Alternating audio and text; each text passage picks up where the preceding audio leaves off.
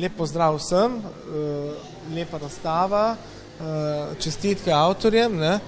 Vi ste drugi letnik študijskega programa vizualne umetnosti in oblikovanja prve stopnje. Zdaj pa naj napovem, da smo pred 2 tedni pridobili akreditacijo za magistrski program vizualne umetnosti in oblikovanje druga stopnja. Jaz bom prebral par stvari, se pravi ime programa vizualne umetnosti in oblikovanje, vrsta programa magistrski študij, program druga stopnja, trajanje študija 2 leti, število kreditov 120 kreditov, način študija redni, kraj izvajanja študija Koper. Strokovni naslov diplomanta bo magister ali magistrica vizualnih umetnosti in oblikovanja oziroma okrajšava magister vizualnih umetnosti in oblikovanja. Se pravi, splošne kompetence, bom rekel, akreditiranega študijskega programa so sledeče: sposobnost umetniškega razmišljanja in ustvarjanja, sposobnost interdisciplinarnega povezovanja umetnosti z znanostjo in sodobnimi tehnologijami, sposobnost načrtovanja, organizacije in izvedbe umetniške produkcije, sposobnost samostojnega in skupinskega sodelovanja na strokovno-umetniškem področju, sposobnost prevzeti odgovornosti za lasten strokovni in poklicni razvoj ter učenje za evalvacijo in refleksijo lastnega dela, sposobnost delovati v skladu z umetniško integriteto. Jaz bi predstavil program v smislu, da študijski program druge stopnje je sestavljen iz 2 modulov. In sicer imamo prvi, bom rekel, modul, ki se imenuje sodobne vizualne umetnosti, drugi modul pa oblikovanje in vizualne komunikacije. Program je pa sestavljen tako, da prvo leto imate vsi neke temeljne predmete, se pravi, ki so skupni, drugo leto se pa ti razdelijo. Zdaj, če bi šel samo govoriti, bom nanizal par predmetov, med temi, recimo, v drugem letu imate za umetnost, imate sodobne prakse umetniške produkcije, gibajoča podoba in intermedijska umetnost, prostorska instalacija, performance in kontekst. Se pravi, 3 obvezne predmete imate za prvi modul. Za drugi modul imate pa druge sledeče predmete obvezne, kjer so pa vizualne komunikacije, fotografija in podoba, grafika in sodobno grafično reproduciranje. Se pravi, desktop publishing na nek način. Tako da ja, jaz v bistvu otvarjam razstavo na nek način, vabim tudi našega prijatelja, gospoda Župnika. Kaj, lahko prideš sekundo? Ja, evo. Ki nam je tudi omogočil to razstavo. Tako da bom pa povedal še par besed. Primož Pol bom še tebi predal par besed. Zakaj se gre? Naslov smo dali umetniška intervencija, podoba in simbol. Študentje tle prisotni, kaj počnejo? V bistvu gradijo lasten občutek, lastno podobo, lastno estetiko. To je v bistvu ključnega pomena. Najbolj pomembno je to, da lahko študentu zagarantiramo pogoje, se pravi prostor in orodja in sredstva, da lahko ustvarja. Seveda tle je tudi ta pedagoški del, ker bom rekel, na nek transfer, z nekim prenosom znanja pridemo do neke, bom rekel, skupne identitete. Skozi kaj? Skozi delo. Na nek način so študentje sami prišli do nekih zaključenih celot, do nekih umetniških artefaktov, do nekih umetniških del na zelo zrelem nivoju v bistvu. To, kar vidimo, so danes manipulacije, neke podobe, ki so jih sami ustvarili, sami so fotografirali, v bistvu oziroma skupinsko smo šli v našo stolnico koprsko, ker nam je naš župnik tudi to omogočil in smo slikali, predvsem v ospredju je Carpaccio, Vittore Carpaccio. Poleg tega je pa ta razstava del 1500 let Kopra, kar se je skazalo, da to je. Tako da, jaz bi še eno besedo Primož, če Ja, lepo čestitam. Mislim, ste naredili nekaj vrhunskega, prav fancy. Ne res, ste prenesli v en slog, ki zdrži danes vse razstave. Tako in iz teh osnov, recimo, ste ustvarili nove stvari, se pravi, v bistvu je nov pristop, recimo. Sem se ustrašil, da je kaj diaboličnega, ampak je zelo pozitivno, tako zelo pozitivno ste stvari predstavili. Se mi zdi, da peljte naprej, to bo obogatilo naše mesto in nas vse. Tako, hvala Tile in tudi tebi. Jaz bi samo še vas prosil, zdaj, če bi lahko, zdaj vsak od vas samo en stavek ali nekaj v kratkem opisal, kaj je delal. Kar me lahko? Ja, boste vi začeli. Ja, jaz sem v bistvu skenirala prostor, ki se nahaja v prestolnici. Ja. Lahko malo bolj na glas, če se... In sem ga potem uredila v 3D programu, da sem naredila ta 2 printa in potem tudi animacijo, ki je na televiziji. In kaj to je?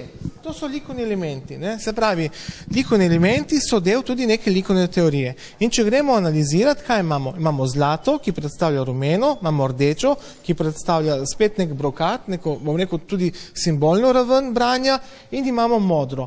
Se pravi, rumena, rdeča, modra, to so 3 osnovne barve. Še koliko toliko banalno, kot to lahko zveni, to pomeni, da je tisti držljaj, ko mi to gledamo, najmočnejši. In če opazimo razliko med tem delom in vsem ostalim, je to tisto, kar, bom rekel, najbolj kontrastno bije ven. Ne?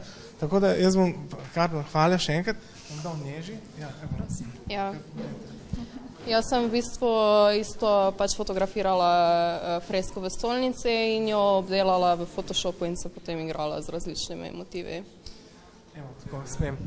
Neža je kaj naredila? Neža je pa na nek način abstrahirala podobo. Se pravi, nekaj, kar je bilo figurativnega, kar je imelo neko naracijo, kar samo po sebi je bilo prepoznavno, je v taki obliki spremenila, da je ratala skoraj da abstraktna podoba. A bi lahko rekli tle, da je kaj, bom rekel, na prvo oko prepoznavnega? Skoraj da ne. Lahko temu rečemo tako. Se pravi, ona je preko likovnih elementov naredila nek sklop nekih oblik, nekih form, ki tako ali drugače, bom rekel, kličejo našo pozornost, ampak istočasno je integrirala, bom rekel, različne, bom rekel, kompozicijske pasove v neko celoto, kot neka, bom rekel, uravnovešena celota, ne? Čeprav ni, ne? Ampak glede na kromijo in teksture, ki jo uporablja, je uspela dobiti, bom rekel, zelo tehno uravnovešeno kompozicijo. Ne? Tako da to je Neža zelo dobro izpeljala. Ne? Evo, tle imamo pa še en, bom rekel, že skoraj konceptualni pristop. Ne? Ja, jaz sem se lotila tega, tako da sem fotografirala v stolnici Marijo in se igrala z tem, da je vstala in da Marija, ki je ostala, ki je pa potem v obliki animacije, ki se pač minimalno slika premika. Hvala. To delo je v bistvu na nek način kognitivno malo bolj zahtevno. Ne? Tle se ni, bom rekel, opredelila samo na estetski ravni, se pravi, nismo se igrali zgolj z občutki in držljaji, tako da bi, bom rekel, preko nekih likovnih elementov spodbujali, bom rekel, naše emocije, ampak smo šli v nekaj, kar nosi še konceptualno umetnost not, ne? In v tem primeru vstala je. Ne? Se pravi, ona je zbrisala neko podobo, obstaja še neka zgodba, ki smo si povedala, ne? Na nek način je naslovila nekaj, kar se bo zgodilo. Ne? Ampak zdaj kaj je naredila? Naredila je en pol stopničke več v tem smislu, da je, bom rekel, vsebinsko nadgradila svojo estetiko. In poleg tega to njeno delo je del tistega dela tle, kjer je pa animirala to podobo. Se pravi, tista figura, ki tam manjka, jo boste lahko opazili tle not. Ne? In tle not je, bom rekel, tudi neke vrste animacija, ne? Ki je tudi relativno zelo zahtevno jo izvesti. Ne? Tako da super. Erik, ja, bom jaz. No, jaz sem s pomočjo manipulacije fotografije to črnimi in rdečimi odtenki hotel prikazati podobe, ki rahlo delujejo strahljivo, ampak ko se načeloma približaš fotografiji, dejansko ni toliko strašno, ali kako bi se izrazil. Ja, dobro. Erik je zelo vešč, ne? Zelo spretno je manipuliral te podobe. Ne? Erik je v bistvu, bom rekel, se pravi, to je naša stolnica, to je mesto, on je v bistvu uporabil neke arhetipske podobe iz naše stolnice, bom rekel, na način, na res zelo spreten način. Ne? Uporabuje podobo na tak način, da je manipuliral obliko in na nek način generiral vsebinsko to, kar je že obstajalo, ampak v neki avtentični novi luči. In to je naredil zelo spretno. Jaz, ko sem s kolegom sva gledala njegova dela, kot načeloma je bilo tako, ne? Zdaj en študent, 2 študenta, 10 študentov, koliko del komu, kaj, zakaj. tle smo se odločili, da damo Eriku malo več prostora, zato ker ta dela, bom rekel, tehtno sobivajo skupaj. Ne? In v bistvu je, bom rekel, nek kronološki proces, se lahko vidi neka evolucija, bom rekel, da skoraj da neke vrste naracija nekega filma, ki ni film, ampak kot da bi delili neke fotograme. Ne?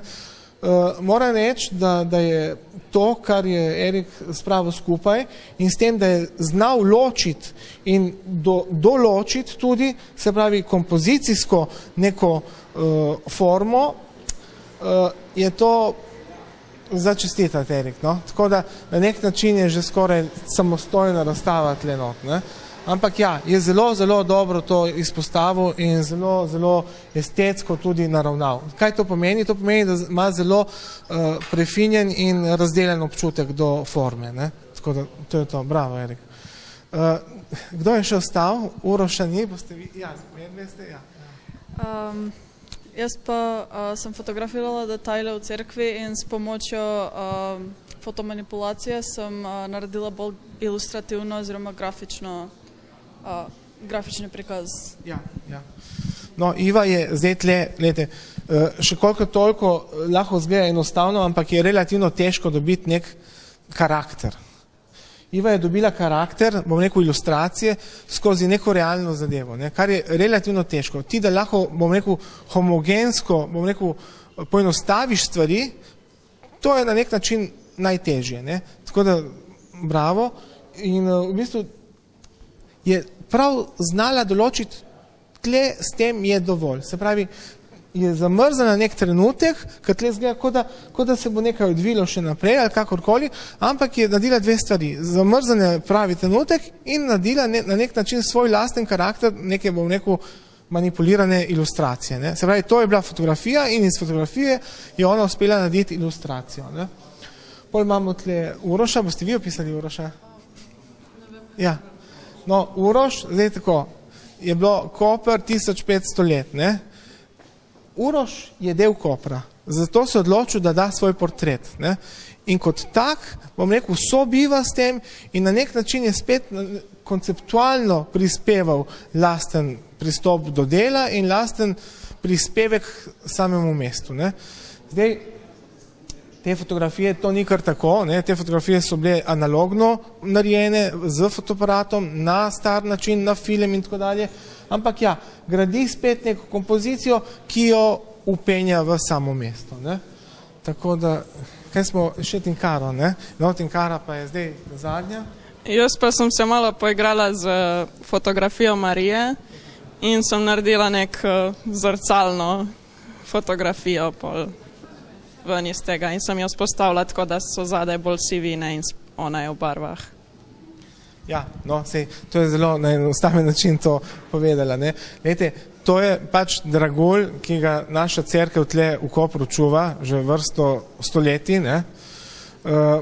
Tle gre za sliko od Vitora Karpača, mati z otrokom, Marija z otrokom. Ta reprodukcija je na izjemno kakovostnem, na visokem nivoju izpeljana. Ne.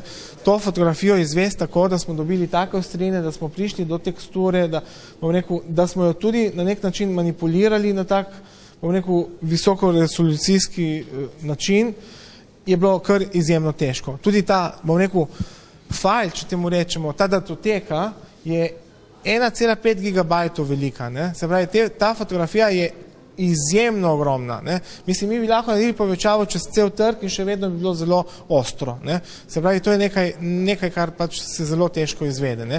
Tam smo imeli nek delovni računalnik, delovno postajo, zelo, bom rekel, sposoben računalnik, ampak ja, tudi Tinkara ima res dober občutek, ne. Ona je spet neko svojo interpretacijo in kar je v bistvu ključno, ne, da vsak od študentov je na nek način svojo interpretacijo uspel sestaviti in, bom rekel, tudi predstaviti. Ne. Tako da, evo.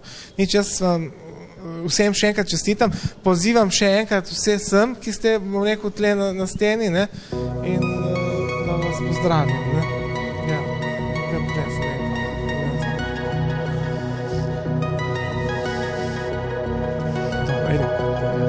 Nič.